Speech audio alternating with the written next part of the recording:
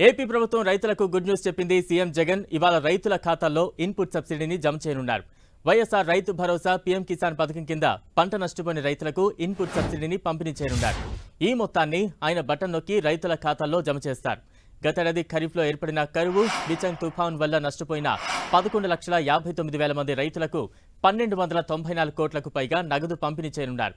గతేడాది తీవ్ర వర్షాభావంతో కరువు పరిస్థితులు ఏర్పడి లక్షలాది మంది రైతులు నష్టపోయారు. అదే సమయంలో మిచాంగ్ తుఫాన్తో అకాల వర్షాలు కురిసి వేలాది ఎకరాల్లో పంటలు దెబ్బతిన్నాయి. ఈ నేపథ్యంలో కరువు, తుఫాను వల్ల నష్టపోయిన 11,59,000 మందికి 1,294 కోట్లను ఇన్పుట్ సబ్సిడీ కింద సీఎం జగన్ ఇవాళ విడుదల చేయనున్నారు. ఏపీలో 103 మండలాలు కరువు మండలాలుగా ప్రకటించింది.